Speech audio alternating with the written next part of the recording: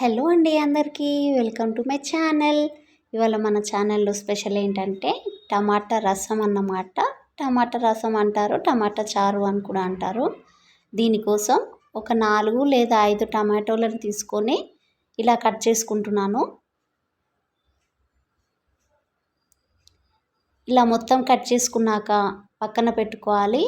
ఇంకొక గిన్నె తీసుకొని అది స్టవ్ మీద పెట్టుకొని కొద్దిగా కందిపప్పు, అలాగే కొన్ని మెంతులు వేసుకుంటున్నాను. అలాగే కొంచెం జీలకర్ర, ఒక 1 స్పూన్ వరకు ధనియాలు వేసుకుంటున్నాను. ఇవి బాగా వేయించుకోవాలండి. ఇవి మంచి కలర్ రావాలి, గోల్డెన్ కలర్ రావాలి. ఇది మంచిగా వేగాక తీసి పక్కన పెట్టుకుంటున్నాను. ఇప్పుడు టమాటా చారు కోసం టమాటాలని ఉడకపెట్టుకోవాలండి. ఒక గిన్నె తీసుకొని అందులో ఒక 1 గ్లాస్ వరకు వాటర్ పోసుకోవాలి. అందులో కొద్దిగా పసుపు కూడా వేసుకోవాలి.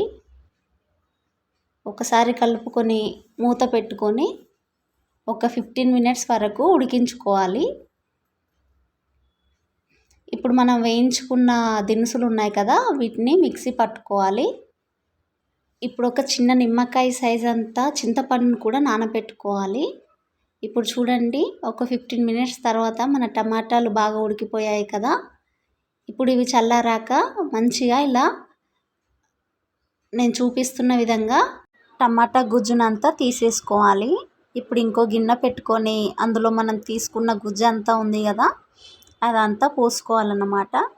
ఇప్పుడు చింతపండు గుజ్జు కూడా తీసుకొని ఇలా నేను చూపిస్తున్న విధంగా చేసుకొని ఇది కూడా టమాటా రసంలో వేయాలన్నమాట.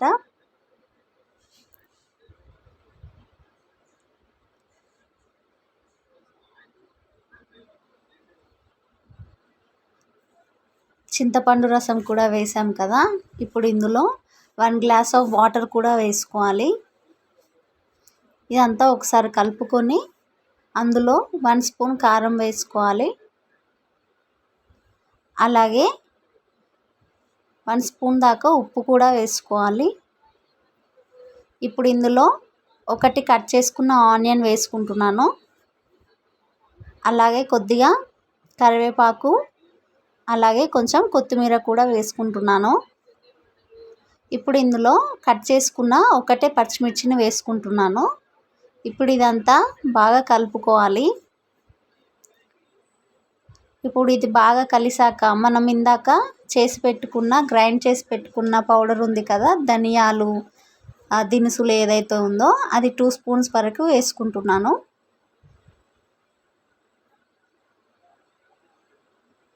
ఇప్పుడు ఇది మంచిగా కలుపుకోవాలి.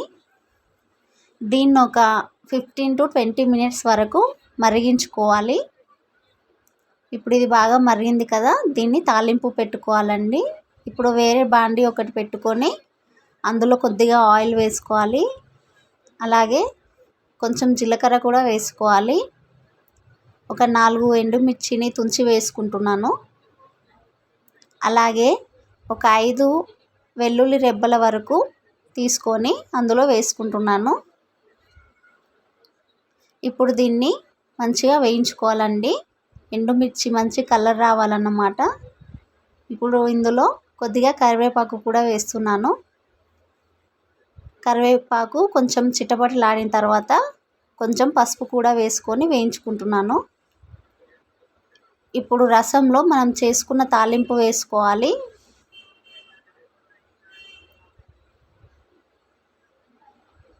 తాలింపు అంతా వేసుకున్నాం కదా, అయిపోయిందండి. కమ్మనైన టమాటా చారు రెడీ అయిపోయింది. మంచిగా చూడండి ఎంత మంచిగా ఉందో. ఇప్పుడు దీన్ని వేడి వేడి అన్నంలో వేసుకొని తింటే చాలా బాగుంటుందండి.